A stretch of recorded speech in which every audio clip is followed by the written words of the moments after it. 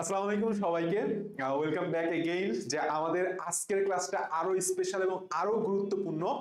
Medical সাম্প্রতিক class 2 number. এর আগে আমরা সাম্প্রতিক জিকে 1 নাম্বার ক্লাসটা দিছিলাম এবং আলহামদুলিল্লাহ অনেক রেসপন্স পাইছি। যে এটা নিজেদের খুব, আমার কাছে খুব ভালো লাগে যে ঘন্টার পর ঘন্টা বসে অ্যানালাইসিস করে গুরুত্বপূর্ণ তথ্যগুলা নিয়ে যখন তোমাদেরকে ডেলিভারি দিই, যেটা তোমাদের উপকারে আসলে আসতেছে। তার আগে আমি একটা কথা সম্পূর্ণ সতর্ক করে রাখি যে রিসেন্ট জিকে থেকে প্রশ্ন আসবে একটা বা দুইটা, তাই না?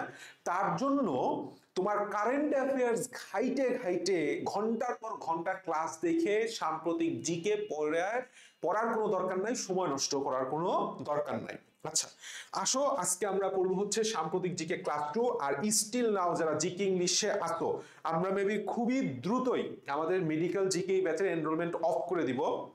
কারণ এই কয়েকদিন আর মেবি 1 সপ্তাহ এইটুক সময়ের মধ্যে যদি কেউ এখনো এনরোল করে জিকে ইংলিশ ব্যাচে, তার 100% কম মানে কমপ্লিট করা পসিবল জিকে ইংলিশ ব্যাচ। তো যাদের স্টিল নাও জিকে ইংলিশের সমস্যা আছে, তারা ডিসক্রিপশন বক্স থেকে জিকে ইংলিশ ব্যাচে এনরোল করতে পারো। এখন আসো, আমাদের ফার্স্ট যে কোশ্চেনটা আসছে, আমি সবসময় একটা কথা বলি, দেখো আমি তোমাকে 100টা প্রশ্ন পড়াবো না, আমি তোমাকে ইম্পর্টেন্ট প্রশ্নগুলাই নিয়ে আসছি। তোমাকে আমি ধরো ভাই 100টা প্রশ্নের যদি 10টা ক্লাস দিই, তাহলে 1000টা প্রশ্ন, একটা স্টুডেন্টের পক্ষে 1000টা সাম্প্রতিক তথ্য মাথায় নেওয়া কি সম্ভব? সম্ভব না। সো এই জন্যই ক্লাসগুলো আমি খুব শর্টে দিচ্ছি, বাট খুবই ইফেক্টিভ। সো ক্লাসটা সম্পূর্ণরূপে কইরো। আচ্ছা আসো, এই এবং তুমি দেখলে বুঝবা যে আমি সর্বোচ্চ চেষ্টা করছি যে কতটা ডিপলি খুব মেডিকেলের মতো করে আমরা চিন্তা করতে পারি। ঠিক আছে, যেরকম এখানে ফার্স্ট প্রশ্নটা আসছে, সম্প্রতি হামাস এবং ইসরায়েলের মধ্যে শান্তি আলোচনা অনুষ্ঠিত হয় কোথায়? এটা খুবই ইম্পর্টেন্ট কোশ্চেন, এবং কোশ্চেনটা শোনার সাথে সাথেই বললাম তোমার একটা মেডিকেল ভাইব আসে, কারণ মেডিকেলে এই স্টাইলে কোশ্চেন করা হয়। ঠিক আছে, উত্তর হচ্ছে মিশরে। তো তুমি জিনিসটাকে এভাবে মনে রাখবা যে হামাস এবং ইসরায়েলের মধ্যে কি করছে, মিলমিশ ঘটাইছে। কি ঘটাইছে? মিলমিশ। এই যে মিশতে হচ্ছে মিশর, মিশতে কি মিশর, মিশর ঘটাইছে। দ্যাট মিন্স মিশরে সংগঠিত হয়, অনুষ্ঠিত হয় আলোচনাটা। আর মধ্যস্থতা করতে হচ্ছে 3টা রাষ্ট্র, মিশর, কাতার, তুরস্ক। মিশর, কাতার, তুরস্ক। শান্তি আলোচনায় মধ্যস্থতা করেছে কে? মিশর, কাতার এবং তুরস্ক। হ্যাঁ, সাথে ইউএসও ছিল। ঠিক আছে, ইউএসএও ছিল। মিশর, কাতার এবং তুরস্ক। আচ্ছা, এরপরে পার্টে আসো, সেটা হচ্ছে দেশের ইতিহাসে প্রথমবারের মতো জাতীয় টাইফয়েড টিকাদান কর্মসূচি। এই টিকাদান কর্মসূচি থেকে বললাম এর আগে মেডিকেলে 2বার প্রশ্ন আসছে, মেডিকেলে 2বার প্রশ্ন আসছে। সো এই প্রশ্নটা আমি মনে করি খুবই খুবই খুবই গুরুত্বপূর্ণ। প্রত্যেকটা প্রশ্ন গুরুত্বপূর্ণ, বাট তার মধ্যে এই প্রশ্নটা আরো বেশি গুরুত্বপূর্ণ। দেশের ইতিহাসে প্রথমবারের মতো জাতীয় টাইফয়েড টিকাদান কর্মসূচি গৃহীত হয়। কি কর্মসূচি? টাইফয়েড টিকাদান কর্মসূচি। মুখস্থ রাখতে হবে, একদম প্রথমবারের মতো টাইফয়েড টিকাদান কর্মসূচি। তোমরা জানো সালমোনেলা নামক টাইফি ব্যাকটেরিয়া মাধ্যমে আমাদের টাইফয়েড, একটা পানি গঠিত মানে পানিবাহিত একটা রোগ হয়। অনেকেরই হয়েছে টাইফয়েড, আমারও হয়েছে। কর্মসূচি শুরু হয় 12 অক্টোবর।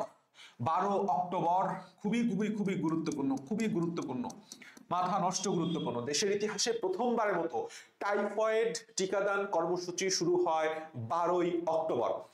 আচ্ছা, এরপরে প্রশ্নে আমরা আসি। আচ্ছা, তার আগে একটা গুরুত্বপূর্ণ কথা, সেটা হচ্ছে যেটা নিয়ে ম্যাক্সিমাম স্টুডেন্টের প্রশ্ন, যে ভাইয়া আসলে আপনাদের রিভিশন ব্যাচটা কাদের জন্য? লাস্ট ফাইটটা আসলে কি? 1 নাম্বার, লাস্ট ফাইট হচ্ছে একটা fully compact revision batch with অনুশীলনী এক্সাম ব্যাচ, অর্থাৎ 2 in 1। এখানে তুমি কি পাইতেছো? 1 ঘন্টার ক্লাসে তোমাকে আমি বুঝাই দিব যে রিভিশনের সময় একটা অধ্যায়ের কি কি তোমাকে বাদ দিতে হবে, কি কি তোমাকে পড়তে হবে, এবং কোন জায়গাটা আমাদের বারবার সমস্যা হয় সেইটা সঠিকভাবে আমরা কিভাবে পরীক্ষায় ডেলিভারি করব, সেটা একটা সুন্দর কম্প্যাক্ট ক্লাস দেওয়া হবে। ঠিক পরের দিন সেই অধ্যায়ের উপর ওই অধ্যায়ের যাবতীয় যত অনুশীলনী প্রশ্ন আছে সেটার পোল এবং এক্সাম হবে, ওয়েবসাইট এক্সাম। আচ্ছা, এরপরে আমরা আসি, সেটা হচ্ছে শিশুদের নোবেল আন্তর্জাতিক শিশু শান্তি পুরস্কার। আন্তর্জাতিক শিশু শান্তি পুরস্কারটাকে বলা হয় সাধারণত শিশুদের নোবেল বলে খ্যাত। এই শিশুদের নোবেল বলে যে খ্যাত হয়েছে, মনে রাখবা শিশু, সুতে মনে রাখবা সুদীপ্ত, শিশু সুতে কি সুদীপ্ত দেবনাথ, সুদীপ্ত দেবনাথ। আচ্ছা, এরপরে আসো, সেটা হচ্ছে সম্প্রতি দখলদার ইসরায়েলি বাহিনী কোন বাংলাদেশিকে আটক করছেন। খুবই সবারই জানার কথা, আলোকচিত্রী শহীদুল আলম, চিত্রশিল্পী বা আলোকচিত্রী শহীদুল আলম, শহীদুল আলম, ঠিক আছে, শহীদুল আলম নামের সাথে শহীদ শহীদ একটা ভাইব আছে, তাই না? আচ্ছা, এটা মনে রাখা সহজ। আমাদের ফেসবুকেও বেশ কয়েকবার তুমি তার ভিডিও 100% দেখছো, বা খবরেও তোমার তার নিউজ দেখছো, ছবি দেখছো। আর একটা গুরুত্বপূর্ণ কথা, আমার যেই টোটাল ইটা আছে, এই পিডিএফটা আছে, ডেসক্রিপশন বক্সে লিংক দেওয়া থাকবে, তুমি চাইলে দেখে নিও। আচ্ছা, এরপরে আসো, সেটা হচ্ছে বলা হয়েছে এই তথ্যটা, এই তথ্যটা একটু গুরুত্বপূর্ণ, কারণ যেহেতু আমাদের নোবেল পিস প্রাইজটা বলো, যে নোবেল প্রাইজ বলো, নোবেল পিস প্রাইজটা পরে আসতেছি, নোবেল প্রাইজটা বলো, এটা একটু ট্রেন্ডিং, কারণ এখানে বিগত বছর অর্থাৎ 15 সালের আগে নোবেল পুরস্কার থেকে প্রশ্ন মেডিকেল ভর্তি পরীক্ষায় আসতো। সো নোবেল পুরস্কার বা যে কোনো পদক পাওয়াটা, বিশেষ করে এই যে 21শে পদক, জাতীয় যে পুরস্কারগুলো আছে, 21শে পদক, স্বাধীনতা পুরস্কার, বাংলা একাডেমি পুরস্কার, নগদ যেগুলি যারা পাইছে তাদের নামটা মুখস্থ রাখা জরুরি। সো 25 সালে ফিজিওলজি বা মেডিসিনে যৌথভাবে 3 জনকে নোবেল পুরস্কার দেওয়া হয়েছে। মেডিসিন, চিকিৎসা বিজ্ঞান, যেটাকে আমরা বলবো যে চিকিৎসা বিজ্ঞান, প্রশ্নটা এবার বাংলায় করলে চিকিৎসা বিজ্ঞান লেখে, চিকিৎসা বিজ্ঞান, ঠিক আছে? তো তুমি এই নামগুলা বারবার পড়লে তুমি ভুলে যাও, কারণ কি তুমি একবারে পড়ো না। দেখো, মেরি ব্রুনকো পড়লা, ভুলে গেছো। ফ্রেড র্যামসডেল ভুলে গেছো। সিমন সাকাগুচিকো ভুলে গেছো। কিন্তু তুমি যদি এভাবে পড়ো, মেরি ফ্রেড সিমন, বারবার বলো তো, Mary Fred Simon, Mary Fred Simon, Mary Fred Simon, দেখো তোমার বললাম ঠিকই মনে থাকবে। মেরি ফ্রেড সিমন, ঠিকই বললাম, তোমার মনে আছে, মনে আছে না? মনে আছে। তো এখন তোমাকে তাহলে পড়ার সিস্টেমটা বুঝাইতে পারছি। তুমি পড়বা হচ্ছে চিকিৎসা বিজ্ঞানে নোবেল, মেরি ফ্রেড এবং সিমন, মেরি ফ্রেড সিমন। এরপরে আসো শান্তি পুরস্কার, সেটা হচ্ছে ভেনেজুয়েলার যে বিরোধী দলীয় নেত্রী, নাম হচ্ছে মারিয়া কোরিনা মাচাদো, ইনি নোবেল পিস প্রাইজ পাইছেন। সো তুমি সুন্দর করে এটা মনে রাখতে পারো, নামটা একটা নাম মারিয়াদের মনে রাখতে পারো, ঠিক আছে? অপশন বললাম চেঞ্জ হবে, এভাবে চেঞ্জ করবে না যে মারিয়ার সাথে অন্য কিছু লাগাই দিছে, এটা করবে না। 4টা নাম দিয়ে দিবে, ডিফারেন্ট নাম। তো তুমি যদি মারিয়াটাও পড়ো, তাহলেও সেটা বললাম তোমার মুখস্থ থাকবে এবং তুমি সঠিকটা দাগায় দিয়ে আসতে পারবা। মারিয়া। এরপরে প্রশ্ন বলতে 2025 সালের এই প্রশ্নটা গুরুত্বপূর্ণ কেন আমি তোমাকে বলতেছি। রসায়নে নোবেল পেয়েছেন ফিলিস্তিনি বংশোদ্ভূত আমেরিকান নাগরিক অধ্যাপক ওমর এম ইয়াগি। তো এই প্রশ্নটা তোমার হচ্ছে দুই ভাবে করা যায়। এক নাম্বার, সেটা হচ্ছে 2025 সালে কোন ফিলিস্তিনি বংশোদ্ভূত নাগরিক বা কোন বংশোদ্ভূত গবেষক নোবেল পুরস্কার পাইছেন? Omar M Yaghi. অথবা প্রশ্নটা এরকম করা হয়, সেটা হচ্ছে ফিলিস্তিনি বংশোদ্ভূত আমেরিকান নাগরিক অধ্যাপক ওমর এম ইয়াগি 25 সালে কোন ক্ষেত্রে নোবেল প্রাইজ পাইছেন? উত্তর হচ্ছে রসায়নে নোবেল প্রাইজ পাইছেন। সো এই লাইনটা আমাদের মুখস্থ রাখতে হবে।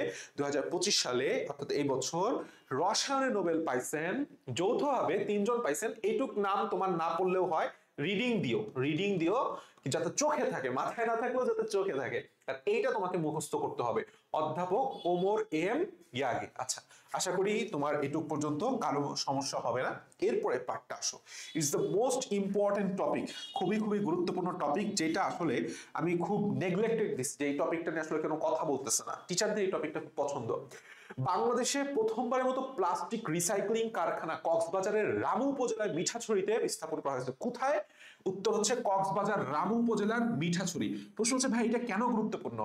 তুমি যখন মেডিকেলে আসবা তখন তোমাদের সেকেন্ডারি কমিউনিটি মেডিসিন পড়ানো হয়, এখন থার্ড ইয়ারে পড়া হয়, আমাদের সময় সেকেন্ড ইয়ারে পড়াতো। কমিউনিটি মেডিসিন হচ্ছে এরকম রিসাইক্লিং, এইসব এটসেট্রা কমিউনিটি বেসড কথাবার্তা নিয়ে আলোচনা করে। সো ইটস ইম্পর্টেন্ট, এটা ইম্পর্টেন্ট, আমি বুঝতেছি ইম্পর্টেন্ট, যে বাংলাদেশে প্রথমবারের মতো প্লাস্টিক রিসাইক্লিং কারখানা, কি রিসাইক্লিং? প্লাস্টিক রিসাইক্লিং কারখানা কোথায় হয়েছে? কক্সবাজার রামু উপজেলার মিঠাছড়িতে স্থাপন করা হয়েছে। তুমি জাস্ট মনে রাখতে পারো, রিসাইকেল যখন করতে হবে তাহলে মনে রাখতে হবে প্লাস্টিক রিসাইকেল করতে তো অনেক পানি লাগবে, তাহলে পানি কোথায় বেশি আছে? সমুদ্রে। তাহলে সমুদ্রের কাছে হচ্ছে কক্সবাজারের মধ্যে রামু উপজেলা, তো সবাই নাম শুনছো, রামু উপজেলা, মিঠাছড়ি, বাস, কাহিনী শেষ। আচ্ছা, এরপরে প্রশ্ন আসি ইউনেস্কোতে। এইটাও আর একটা খুবই চমৎকার প্রশ্ন, যে তুমি প্রশ্নটা দেখলে বুঝবা যে আসলে কোন জায়গা ক্ষেত্রটা আমরা হইতেছে পয়েন্ট আউট করছি যে এইখান থেকে বিগত বছরে কোশ্চেন আসছে, এবারও আসবে। ইউনেস্কো বাংলাদেশের স্থায়ী প্রতিনিধি, এরকম একটা প্রশ্ন আসছিল এর আগে, ঠিক আছে। শুভেচ্ছা দূত নির্বাচিত হন কে, এরকম একটা প্রশ্ন আসছিল, মেডিকেলে প্রশ্ন আসছিল, মাশরাফি নিয়ে একটা প্রশ্ন আসছিল। সো এই টাইপের প্রশ্নগুলা মেডিকেলে আসছে এবং সামনেও আসবে, যে ইউনেস্কোতে বাংলাদেশের স্থায়ী প্রতিনিধি রাষ্ট্রদূত খন্দকার এম তালহা। তুমি জাস্ট তালহার কথা মনে রাখবা, কে? তালহা ইউনেস্কোর 43তম সাধারণ পরিষদের সভাপতি নির্বাচিত হয়েছেন। তোমাকে প্রশ্ন করবে কি, ইউনেস্কোর 43তম সাধারণ পরিষদে কোন বাংলাদেশী সভাপতি হিসেবে নির্বাচিত হয়েছেন? তুমি জাস্ট সুন্দর করে তালহাটা মুখস্থ রাখবা। কে সভাপতি নির্বাচিত হয়েছে? তালহা, তালহা, তালহা। আচ্ছা, এরপরে আসো, সেটা হচ্ছে এই প্রশ্নটা, এইটা খুবই গুরুত্বপূর্ণ। সেটা হচ্ছে কোন তারিখে, বিগত বছরেও 24 সালে বললাম এরকম মধ্যপ্রাচ্য, ইসরায়েল এবং ফিলিস্তিন নিয়ে একটা সুন্দর প্রশ্ন আসছে, যে কত তারিখে আনুষ্ঠানিকভাবে হামাসের সাথে যুদ্ধবিরতি অনুমোদন করে ইসরায়েলি সরকার এবং একই দিনে গাজা উপত্যকায় যুদ্ধবিরতি কার্যকর ও সেনা প্রত্যাহার শুরু করেছে বলে জানা ইসরায়েলি বাহিনী? উত্তর হচ্ছে 10 অক্টোবর। এটা অনেক জায়গায় অনেক তথ্য দিছে, বাট আমরা একদম নিউজ পেপারের তথ্যটাই আনছি। কত? 10 October. Very very very much important, তারা মুখস্থ করো 10 অক্টোবর। তাহলে এই যে 10টা পয়েন্ট আমি তোমাকে পড়াইলাম, খুবই গুরুত্বপূর্ণ। আমি তোমাকে অনেক পয়েন্ট পড়াবো না, বাট যেটা পয়েন্ট পড়াবো ইনশাআল্লাহ সেটা কমন আসার মতো, ঠিক আছে? এনাফ। লাস্ট যে কথাটা না বললেই না, সেটা হচ্ছে লাস্ট ফাইট, যাদের রিভিশনের সমস্যা হচ্ছে। আমি আবারও বলতেছি, লাস্ট ফাইটটা হচ্ছে তাদের জন্য যারা একটা স্মুথলি রিভিশন দিতে পারতেছে না। সো যারা স্মুথলি রিভিশন দিতে পারতেছো না, ডিসক্রিপশন বক্সে লিংক দেওয়া আছে, ওয়েবসাইট থেকে এনরোল করতে পারো, অথবা তোমার কোনো জানার কিছু থাকলে তুমি হোয়াটসঅ্যাপ করতে পারো, ঠিক আছে? Best of luck.